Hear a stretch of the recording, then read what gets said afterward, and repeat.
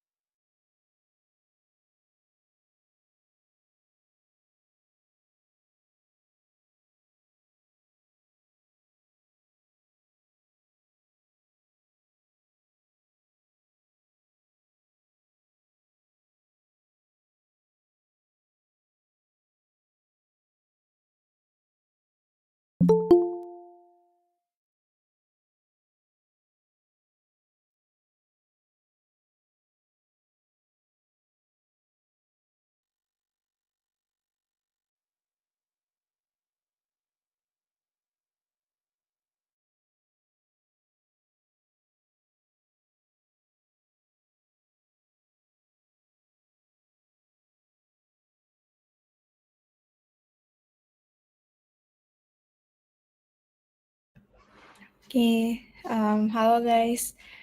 Mungkin buat teman-teman yang bisa on cam, boleh on cam ya supaya kita bisa lebih interaktif gitu sesinya. Sama kemarin kan berhubung kita kelasnya gede gitu, terus sekarang kita lebih khususkan ke BIC aja. Jadi aku mau dong kayak kita kenalan satu-satu. Kemarin juga kan baru via chat aja kan, jadi aku mau kayak kita benar-benar kenalan satu sama lain karena nantinya juga yang bakal lomba, kalian bakal kemungkinan bakal satu tim, terus lomba bareng. Jadi biar kita lebih enak gitu ngobrolnya. Kayak mungkin kenalan lagi biar siapa tahu mungkin kemarin kalian lupa, kenalin aku Natasha, B24 jurusan Sistem Informasi, sekarang lagi intern as BI Analyst. Terus dulu juga suka ikut-ikut lomba juga, baik data, UI UX, sama BIC juga pernah. Itu mungkin mau dari Mel dulu juga. Oke, boleh. BTW ini boleh sambil on cam kali ya, sambil aku perkenalan. Kan ada beberapa nih. Ya, paling aku kenalan ulang ya. Halo semuanya, aku Camelia, B24, jurusannya Information System Accounting Auditing. Terus sekarang lagi intern as Product Manager di Datacom. Terus habis itu apa lagi? Oh, pernah pengalaman ikut lomba pajak. Aku pernah ikut lomba mostly data, tapi pernah ikut juga lomba BIC gitu.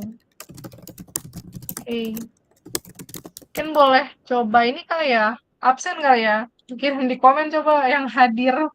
Terus siapa tahu masih pada di toilet atau kemana gitu. Boleh ketik hadir ya di komen. Oke, Rafael.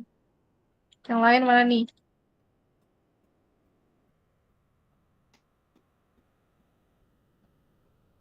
Oke, berarti Rafael doang yang hadir apa gimana nih?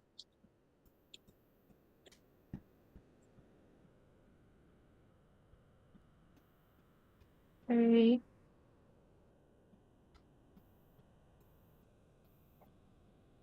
oke. Oke, udah semua ya. Udah hadir semua, boleh on cam dulu dong. Sambil kenalan juga satu persatu. Sebutin nama, binusnya harusnya sama ya, B26 ya harusnya kalian. Tapi kalau misalkan ada yang beda, boleh disebutin juga. Terus jurusannya apa? Em, Ya paling gitu deh. Nama sama jurusan panggilan deh. Nama panggilan, terus jurusan. Oke, dimulai dari siapa nih?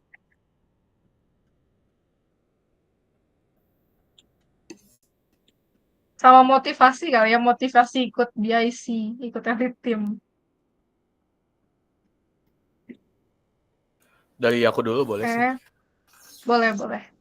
Oke, halo semuanya. Kenalin, nama aku Rafael Marvin. Biasa dipanggil Marvin dari B26 jurusan Digital Business Innovation.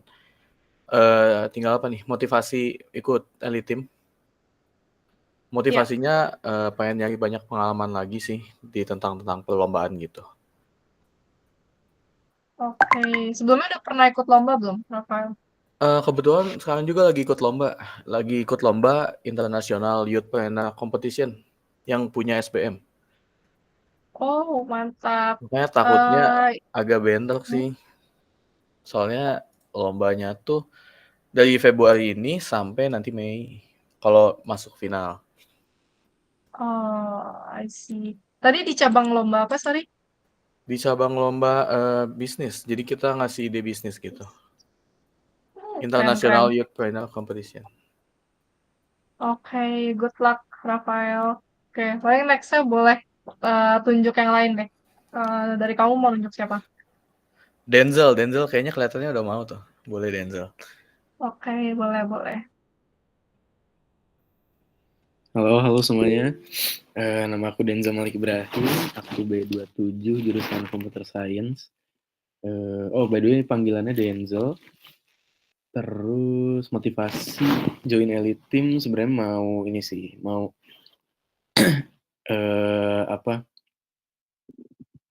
ngembangin diri aja sih sebenarnya. Dan nambah-nambah pengalaman di bidang lomba terutama. Oke, mantap. Sebelumnya udah pernah pengalaman ikut lomba belum? Kebetulan belum sih Kak. Oh, oke. Oke, thank you Denzel. Next-nya mau tunjuk siapa nih Denzel? Putri Cecilia Kak. Oke, next-nya Cecilia, boleh. Oke, halo semuanya. Sorry Kak nggak bisa on cam karena lagi ada kendala device. Sebelumnya salam kenal. Aku Putri Cecilia, biasanya dipanggil Cecil atau Icel juga boleh. Aku dari jurusan Interactive Design and Teknologi B27.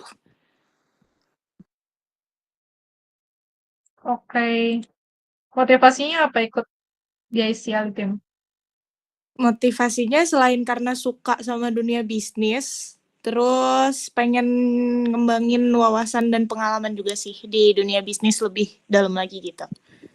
Gitu di kampus emang suka bisnis juga, jadi pengen lah gitu. Oke, nice. Oke, mantap. Thank you. Next-nya boleh tunjuk yang lain, Cecil. Aku mau pilih Tania deh. Oke, ya lanjut Tania. Oke, halo malam semuanya. Perkenalkan aku Teresa Tania Tamsil atau dipanggil Tania. Sebelumnya sorry nggak bisa on cam karena lagi kurang enak badan. Terus aku dari jurusan Interactive Design Technology sama kayak Cecil, B27. Untuk motivasi masuk BNCC Lead Team, pengen nambah pengalaman di lomba aja sih. Gitu. Oke, thank you Tania. Next-nya mau tunjuk siapa nih? Aku mau pilih Puput. Oke, boleh dari Puput. Halo semuanya, nama aku Puput Novita Indraini, aku dari jurusan Computer Science B26. Motivasi aku buat gabung Elite Team ini, aku pengen ngembangin diri dan nambah pengetahuan gimana sih kalau mau lomba itu. Soalnya sebelumnya juga aku pernah lomba, cuman karena nggak ada mentor dan juga nggak ada pengalaman, jadi aku gagal di tahap awal gitu. Oke, ya it's okay. Ya harusnya tepat lah ya join di ICL di tim biar next-nya kalau ada ikut lomba lagi bisa minta mentor dari Elite Team. Gitu, nice. Thank you, Puput. Next-nya terakhir dari Wiwi ya berarti. Boleh silakan Wiwi. Oke, halo semuanya. Kenalin, nama aku Wiwi. Aku B26 jurusan Computer Science. Terus motivasi aku ikut BIC itu karena aku suka aja sih kayak nge-solve masalah bisnis gitu. Jadi kayak bikin bikin mikir gitu lah. Kayak gitu sih. Thank you. Oke, thank you semuanya. Salam kenal ya. BTW ini berarti yang bisa on cam cuma Rafael ya. Nanti kalau misalkan bisa on cam, silakan on cam ya yang tadi udah bilang, yang udah izin, it's okay. Nah, paling next-nya aku pengen ini dong, pengen review ulang sedikit dari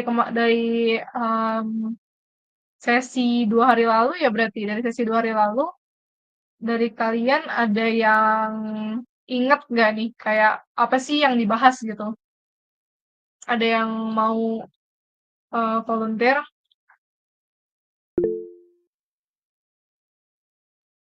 Oke. Ya cepet sembuh ya buat yang lagi nggak enak badan. Gimana? Kemarin ada yang ngedengerin kan nih? Kemarin pada join semua kan ya di sesi 1? Ada yang ingat nggak materinya apa?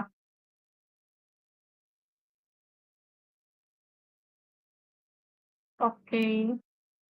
Ada yang ingat? Kalau nggak ada aku tunjuk ya. BTW di sesi apa ya? Training kita, aku harapnya kalian bisa aktif sih supaya dari kalian juga bisa terima dengan baik materi yang disampaikan. Dan kalau misalnya ada yang mau ditanyain atau dibingungin, langsung tanya aja gitu. Jangan diem-diem atau malu-malu, karena nggak ada pertanyaan yang salah gitu. Kita di sini belajar bareng-bareng gitu. Oke, nggak ada. Paling aku tunjuk kali ya. Kemarin dari Denzel ingat nggak kemarin bahas materi apa?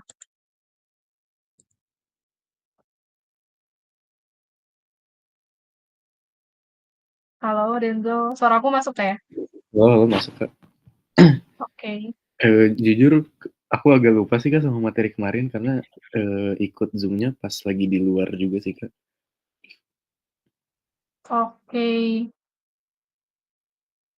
BTW Amanda ini mereka ada di share recording gitu nggak ya buat trainingnya atau nggak?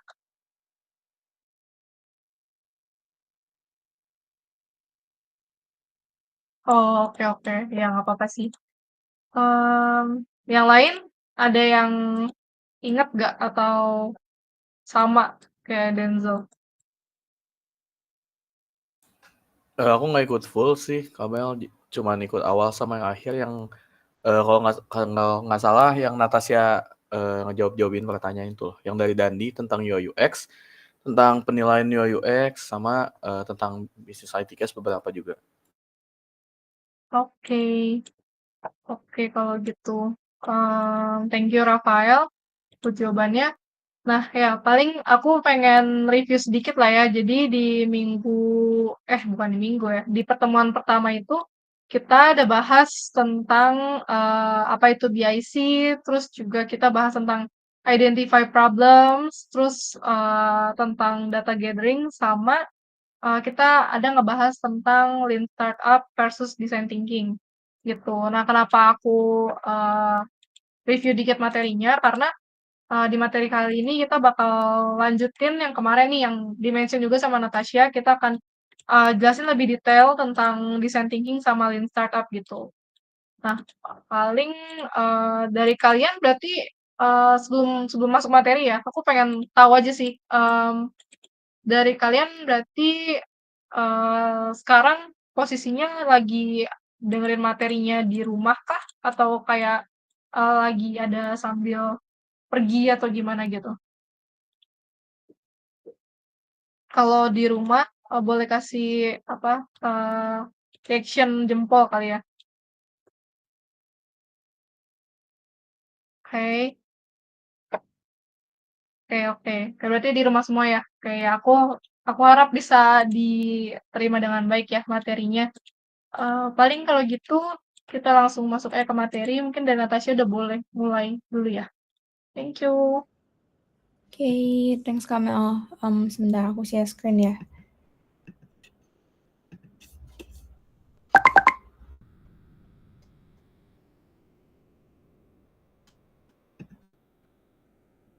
Oke, screen aku udah kelihatan kan ya? Aman. Oke. Nah, buat pertemuan kali ini aku mau kita kayak interaktif aja gitu sih, kayak kita lebih santai aja. Jadi kita bisa kayak saling diskusi gitu, jadi bahasnya lebih enak dan lebih masuk juga. Iya, biar nanti kalian bisa kepake juga pas lomba.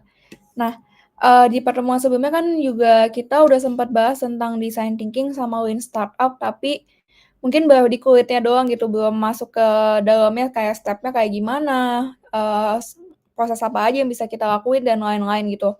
Nah, di pertemuan kali ini kita bakal bahas lebih dalam lagi tentang design thinking sama lean startup gitu. Nah, Mungkin sebelum aku lanjut, berhubung sebelumnya kan aku udah bahas design thinking nih, biar kita bahasnya kayak sesuai dan aku ngerti kalian pahamnya sampai mana, aku kayak mau nanya dulu dong sepaham kalian, tentang design thinking dulu deh. Design thinking yang kalian paham tuh kayak sampai semana gitu atau design thinking menurut kalian, gimana? Mungkin aku mau coba tanya dari Wiwi boleh?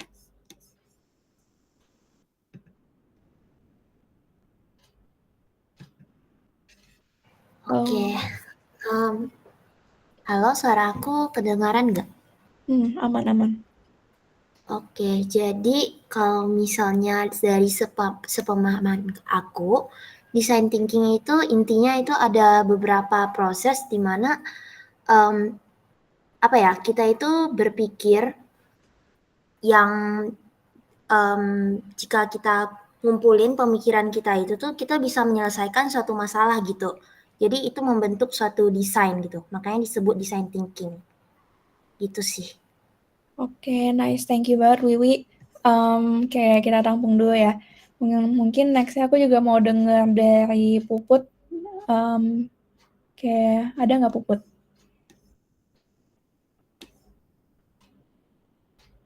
Ada. Kalau dari aku sendiri, design thinking itu tuh kayak cara kita buat mecahin masalah. Kayak misalkan kita tuh ngelibatin langkah-langkah buat memahami penggunanya itu dengan baik gitu. Jadi kita bisa identifikasi masalahnya, terus nyiptain ide-ide baru, terus juga kita buat prototype, terus ngasih solusinya juga kayak gimana. Kalau aku gitu sih. Oke, sip. Thank you banget, Puput. Oke deh, kayak tadi kan dari Puput sama Wiwi udah coba jawab kan tentang design thinking. Nah, jawaban dari Puput sama Wiwi itu benar banget. Untuk design thinking sendiri tadi kan intinya itu lebih ke cara untuk pemecahan masalah gitu kan, kalau menurut Puput sama Wiwi. Nah, itu benar banget. Design thinking itu dia output-nya sendiri emang berupa pemecahan masalah dan pemecahan masalah itu berupa pada umumnya aplikasi atau bisa juga kalau di sini BIC bisa berupa ide bisnis gitu. Nah, tapi apa sih yang bikin design thinking itu beda? Nah, tadi kayak udah sempet di-mention sama Puput kan, kalau kita itu, kayak cari tahu tentang user-nya dan output-nya bisa berupa prototype gitu. Nah, itu benar banget. Kalau di sini ada, contohnya nih, proses design thinking. Kalau menurut, interactiondesign.org sendiri, design thinking itu tuh dia, proses yang sifatnya non-linear dan juga iteratif. Karena kenapa? Non-linear. Kalau linear itu simpelnya contohnya kalau kalian tahu kayak metode waterfall, yang prosesnya itu dari A ke B, terus harus ke C, harus ke D, dan seterusnya gitu. Sementara design thinking tuh misalkan kita empathize pasti ke define kan. Tapi bisa aja dari tes kita nemuin nih ada masalah baru yang user alamin. Jadi kita bisa define new problem di tahap define. Dan juga berlaku kebalikannya, misal kita udah prototype, udah bikin produknya, tiba-tiba kita nemu ide baru. Jadi kita bisa balik ke ideate. Dan juga begitu juga proses lainnya gitu. Jadi prosesnya itu nggak wajib linear. Dan juga prosesnya itu iteratif karena mirip kayak non-linear sih karena dia bisa berulang. Habis empathize dia bisa tes, dari tes dia bisa ke empathize lagi nih. Bisa juga ke define dan juga proses ini bisa berulang terus. Intinya design thinking ini dia berusaha untuk memahami kebutuhan user, lalu dia coba nih menguji asumsi-asumsi kita dan juga asumsi sesuai dengan data yang kita peroleh dari user. Nantinya dari data-data yang kita peroleh dari user itu kita bakal ketemu nih masalah-masalahnya, di mana masalah-masalah itu nanti kita pakai buat bikin ide yang inovatif berupa prototype yang nantinya juga bakal kita tes supaya kita uji nih udah sesuai kebutuhan sama user atau belum gitu. Nah, simpelnya design thinking itu kayak gitu. Nah, kita next-nya mau coba lihat kayak per step-nya itu hal-hal apa aja sih yang bisa kita lakuin gitu. Karena design thinking ini nanti bisa kalian implement di lomba yang kalian jalanin gitu. Jadi let's say kalian ikut lomba BIC buat bikin aplikasi ngembangin bisnis yang berbasis teknologi dan misalkan travel gitu. Nanti kayak misalkan buat pengembangan aplikasinya, kalian bisa mulai prosesnya based on design thinking. Mulai dari kalian ngelakuin user research, terus kalian define problem yang mau kalian solve, terus kalian ideate ide kalian, terus bikin prototype-nya, sampai ke tahap testingnya gitu. Oke, nah next-nya di empathize nih. Empathize kita kan berarti kalau di sini singkatnya itu kita riset nih, ngelakuin riset tentang kebutuhan-kebutuhan user gitu. Mungkin abis ini aku bakal ngasih kayak beberapa tools atau step atau proses apa aja yang bisa dilakuin di tahap empathize. Tapi aku mau tanya dulu nih kayak dari kalian ada yang udah tahu belum kayak empathize tuh salah satunya misalkan kita bisa ngapain gitu buat tahu kebutuhan user atau permasalahannya user. Mungkin aku mau tanya ke Tania deh. Halo, udah masuk. Masuk. Kalau menurut aku mungkin tahap empathize itu kita bisa kayak pakai cara kayak nanya ke usernya problem apa yang mereka alamin di aplikasi tertentu atau ya kayak sebar kuesioner gitu sih kalau menurut aku. Jadi kita tahu user tuh butuhnya apa. Gitu sih. Oke. Thanks, Tania. Nah, oke, benar banget. Di empathize itu kita bisa nanya-nanya ke user dan salah satu caranya kayak tadi udah di-mention sama Tania ya, bisa pakai kuesioner atau survei gitu. Jadi, next-nya nanti mungkin aku bakal jelasin lebih detailnya.